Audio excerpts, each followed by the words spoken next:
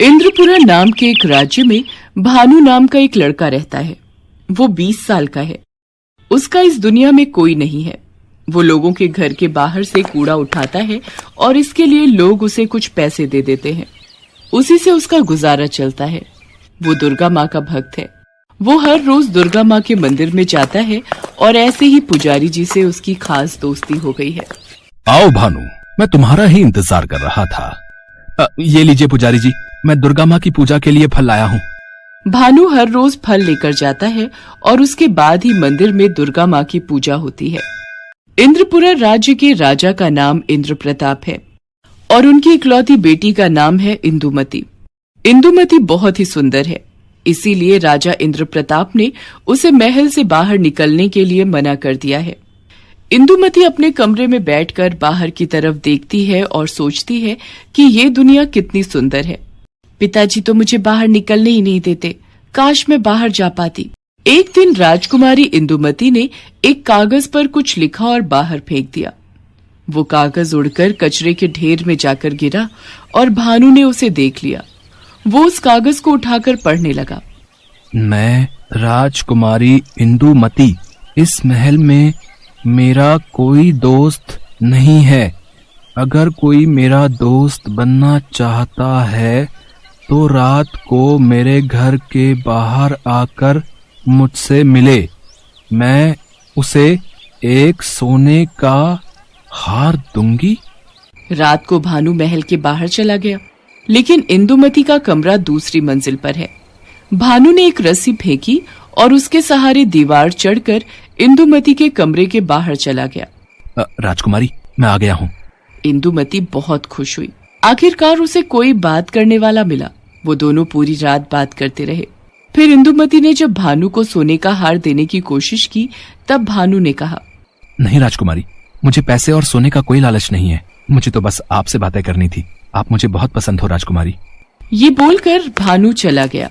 राजकुमारी इंदुमती को भानु से प्यार हो गया। इसके बाद से वो दोनों हर रोज रात को मिलने लगे, बातें करने लगे। भानु हमेशा उदास उदास रहने लगा। ये देखकर पुजारी जी ने कहा, क्या बात है भानु, आजकल बड़े उदास रहते हो? तब भानु ने पुजारी जी को अपने और राजकुमारी इंदुमती के बारे में सब बताया। पुजारी जी डर गए और उन्होंने कहा, ये क्या कर दिया तुमने? महाराज को पता चलेगा तो वो तुम्हें मार डालेंगे बेटा। नहीं पुजारी जी, आप चिंता मत कीजिए, महाराज को पता नहीं चलेगा।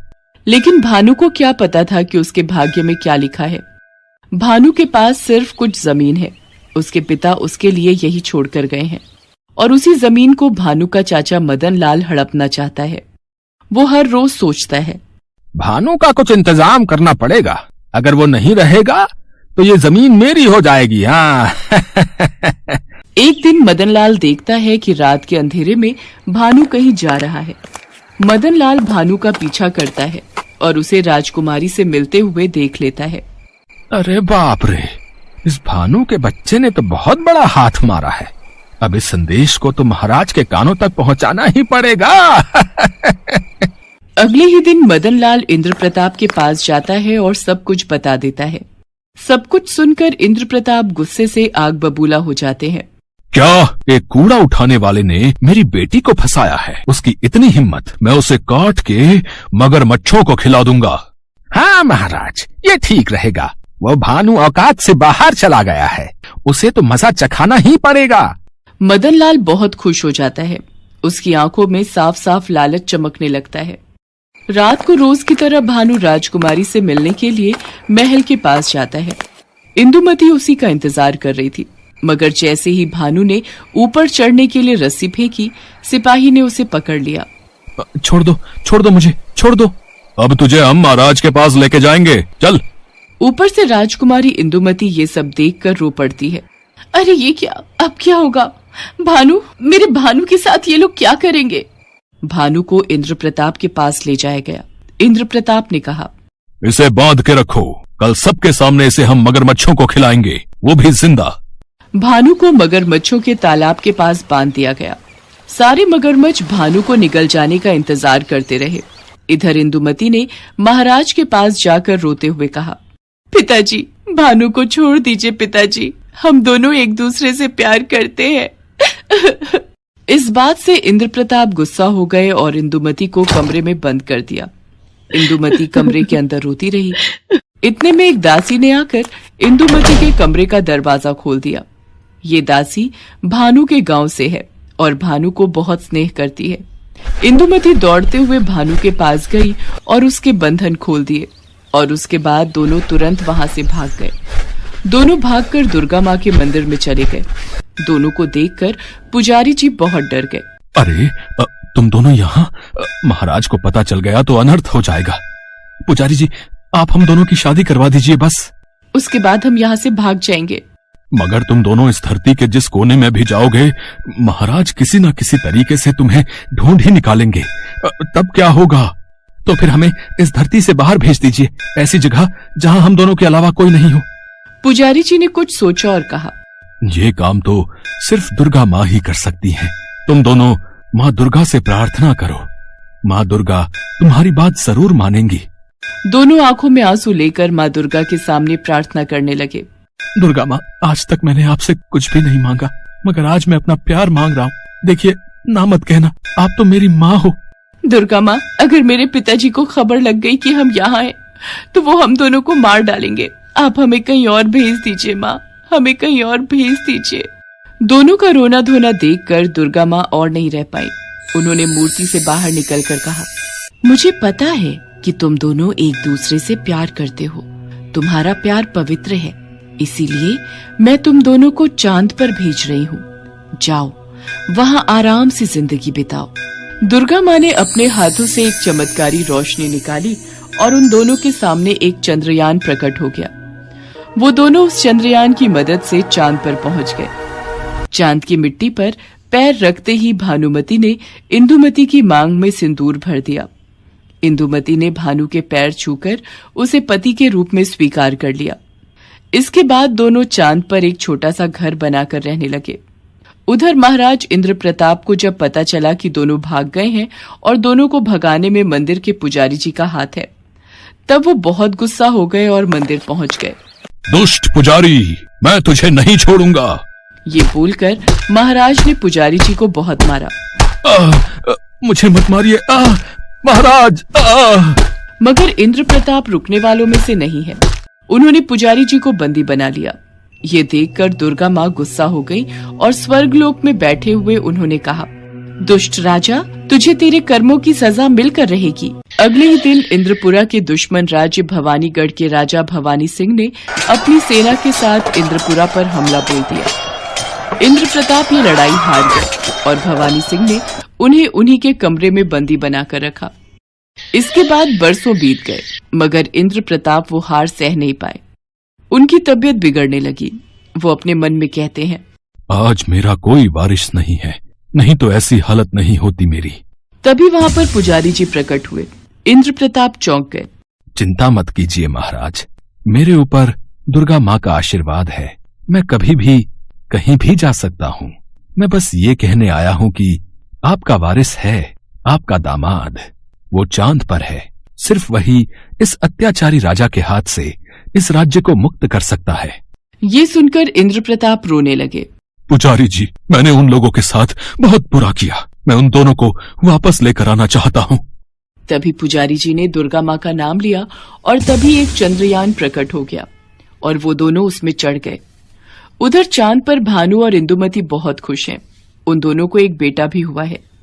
इंदुमती और भानु अपने बेटे के साथ खेल रहे हैं। इतने में वो दोनों उस चंद्रयान की मदद से चांद पर पहुंच गए और उसमें से पुजारी जी और इंद्र प्रताप बाहर आते हैं। अपने पिता को देखकर इंदुमती डर जाती है। डरो मत बेटी, मुझे अपनी गलतियों का एहसास हो गया है। बेटा भानु, तुम मुझे माफ कर दो। तुम ही मेरे दामाद हो और इंद्र प्रताप राज्य के वारिस। इसके बाद इंद्र प्रताप ने सब कुछ खुलकर बताया और चंद्रयान में बैठकर पांचों धरती पर पहुंच गए। धरती पर पहुंचते ही भानु ने एक परिकल्पना बनाई और रात को अत्याचारी राजा भवानी सिंह को उसके कमरे में घुसकर मार डाला। इसी तरह भानु ने इंद्रपुरा राज्य को अत्याचारी राजा के कैद से मुक्त कर दिया। महाराज इंद्र प्रताप ने भानु को नया राजा बना दिया और राज्य का नाम इंद्रपुरा से बदलकर भानुनगर रखा गया। भानु ने सबसे पहले अपने चाचा को बंदी बनाया और फिर दुर्गा माँ का एक बड़ा सा मंदिर बनाया। वहाँ पुजारी जी पूजा पाठ करने लगे। राज्य के लोग भानु से बहुत प्यार करने लगे और इसी तरह सभी खुशी से रहने लगे। रूपा अपने पति नामदेव और बेटी संध्या के साथ अजमेर में रहती थी। पति की नौकरी भी ठीक थी, 2 कमरों का अपना मकान भी था। रूपा ने संध्या को भी अच्छे स्कूल में डाल रखा था। नामदेव भी रूपा और संध्या की खुशी का ख्याल रखता था। सब कुछ ठीक चल रहा था, पर अचानक मानो रूपा की खुशियों को किसी की नजर लग गई। नामदेव को दोस्तों के साथ खाने पीने की आदत पड़ गई। वो अक्सर पार्टी करने के बहाने दोस्तों में शराब पर पैसा बहाने लगा।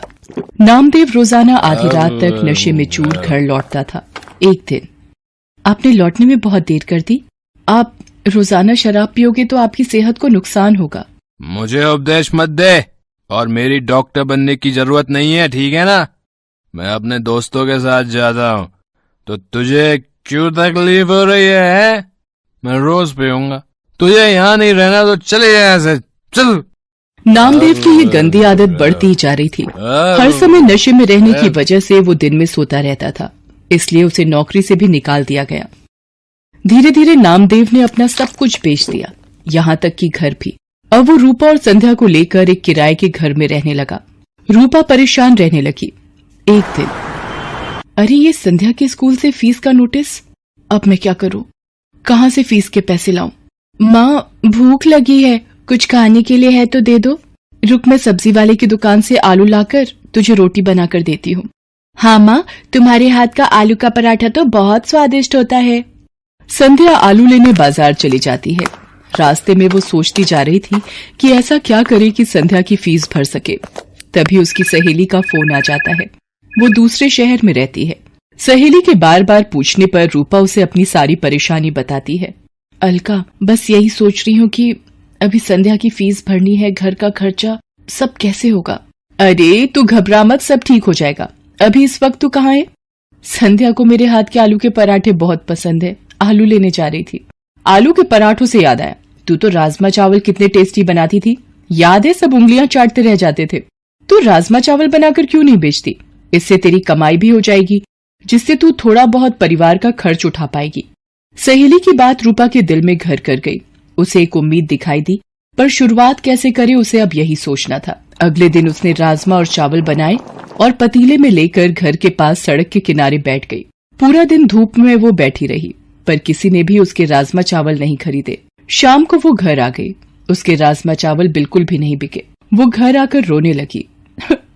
मैं क्या करूं भगवान, मैंने कोशिश की पर कामयाब नहीं हुई, मुझे हिम्मत दो भगवान। माँ, जब मैं कभी परीक्षा में अच्छा नहीं करती तो तुम ही तो मुझे कहती हो दोबारा मेहनत करूं। आप भी कल दोबारा कोशिश करना माँ। मेरी बेटी कितनी समझदार हो गई है, तू ठीक कह रही है। मैं एक बार और कल कोशिश करूंगी। रूपा अगले दिन दोबारा राजमा चावल बनाती है। पूरा दिन एक भी ग्राहक नहीं आता। रूपा निराश हो जाती है। आज भी कोई ग्राहक नहीं आया, लगता है मुझे ये काम बंद करना पड़ेगा। अब आपके पास कुछ खाने को मिलेगा? यहाँ आसपास की खाने की दुकानें बंद हो गई हैं। आपको यहाँ देखा तो मुझे लगा कि यहाँ कुछ खाने को मिल जाए शायद। जी, राजमा चावल की प्लेट है मेरे पास। भूख में तो सब कुछ अमृत है। एक प्लेट कितने की है? जी 20 रुपए। क्या बात है, राजमा चावल तो बड़े ही स्वादिष्ट बने हुए हैं। आपको पहले तो कभी नहीं देखा यहाँ, क्योंकि मैं पहले कई बार आया हूँ इधर। जी अभी शुरू किया है। ये लो आपके 20 रुपए। पूरा दिन बीत जाने के बाद एक प्लेट ही बिकी थी रूपा की, पर इस एक प्लेट के पैसों ने उसे हिम्मत दी थी। रूपा अगले दिन राजमा चावल लेकर ही बैठी थी कि पिछली रात वाला ग्राहक दोबारा आया। आपने पहचाना मुझे? कल आपके राजमा चावल बहुत स्वादिष्ट लगे, तो मेरे पार्टनर दोस्त को भी खिलाने आया हूँ। आप 2 प्लेट बना दीजिए। अभी बना देती हूँ साहब। धीरे धीरे 1 से 2 व्यक्ति देखते देखते अब रूपा के पास ग्राहक आने शुरू हो गए थे। रूपा कमाए हुए पैसों से संध्या के स्कूल की फीस भरना चाहती थी, पर एक दिन, ये ट्रंक में क्या छुपा रही है? दिखा जरा, दिखा मुझे।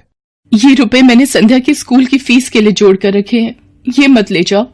देख, मेरे दोस्त मेरा इंतजार कर रहे हैं, ये रुपए दे मुझे, दे। इधर दे दे, दे दे। नामदेव रुपए छीन कर ले जाता है। रूपा रोने लगती है। वो सोचती है, ऐसे तो ये सारे कमाए हुए पैसे शराब में उड़ा देंगे। मुझे कुछ रुपए संध्या के भविष्य के लिए भी जोड़ने होंगे। धीरे धीरे रूपा का काम चल जाता है। वो एक ठेला किराए पर ले लेती है और अब वो ठेले पर राजमा चावल बनाकर बेचने लगी। समय बीतता गया। रूपा की जिंदगी 15 साल आगे चली गई। संध्या भी पैसों की कमी के कारण 10वीं तक की पढ़ाई कर पाई। वो भी अब माँ के काम में हाथ बटाती थी। रूपा मेहनत करते करते थक गई थी, पर उसकी एक जिम्मेदारी अभी बाकी थी। वो थी संध्या की शादी। एक दिन रूपा की वही सहेली जिसने फोन पर बात की थी, रूपा से मिलने आती है। आज तुझे इतने सालों बाद देखकर मेरे आंसू नहीं रुक रहे। मेरी प्यारी सहेली रूपा, ये तूने अपना क्या हाल बना लिया है। गरीबी के थपेड़े तेरे चेहरे पर आई झुर्रियों में बयान हो रहे हैं। अरे तू बैठ अलका, संध्या से मिल। ये मेरी बेटी संध्या है। संध्या, ये मेरी मेरठ वाली सहेली अलका। अलका मौसी, माँ आपको बहुत याद करती हैं। रूपा, मैं इसलिए तेरे पास आई थी कि एक अच्छे घर का रिश्ता है। संध्या भी वहाँ खुश रहेगी। अलका, अगर मेरी ये जिम्मेदारी पूरी हो जाए तो मेरे लिए बहुत खुशी की बात है। ठीक है, फिर मैं बात कर लेती हूँ लड़के वालों से। रूपा को तसल्ली हो जाती है कि संध्या की शादी हो जाएगी। एक गरीब बेटी की शादी करना गरीब की सबसे बड़ी चिंता होती है।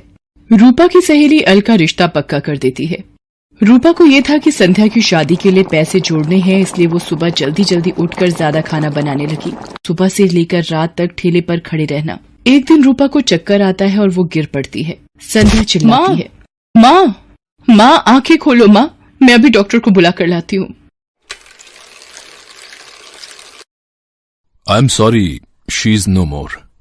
बॉडी से ज्यादा काम लिया है इन्होंने। कमजोर शरीर ये झेल नहीं पाया, इसलिए बीपी बढ़ गया और हार्ट अटैक आ गया। संध्या की तो मानो जिंदगी ही रुक गई। उसकी माँ चली गई। वो बिलक बिलक कर रोने लगी। तभी नामदेव आ जाता है। वो भी मरी हुई रूपा के आगे रोने लगता है। संध्या उसे कहती है, बापू, मेरी माँ के शरीर को हाथ मत लगाओ। आज आपकी वजह से मेरी माँ इस दुनिया से चली गई। मुझे माफ कर दे मेरी बच्ची, मैंने ये क्या कर दिया प्रभु। रूपा, मुझे माफी मांगने का मौका भी नहीं दिया तूने। मेरे पापों के कारण तू चली गई।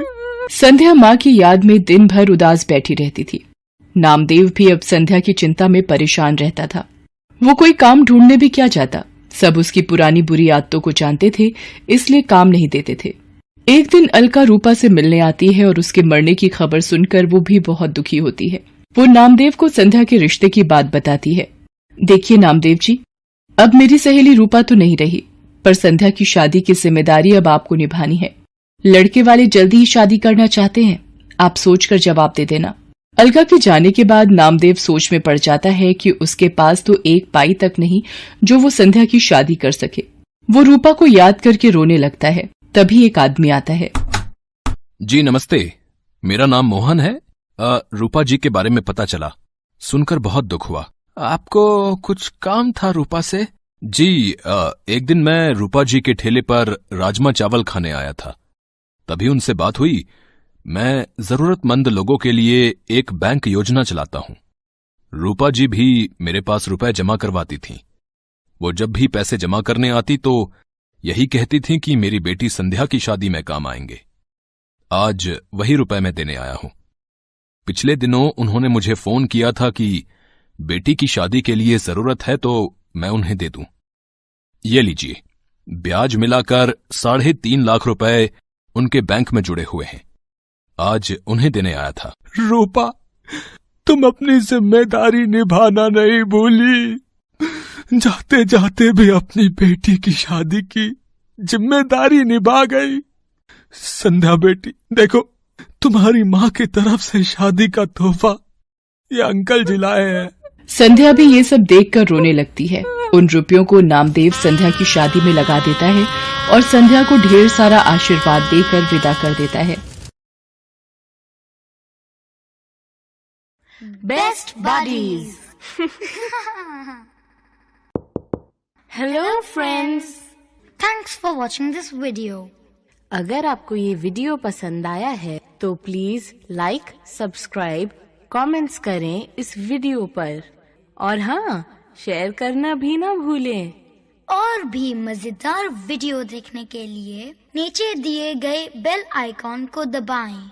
देखते रहिए बेस्ट बडीज।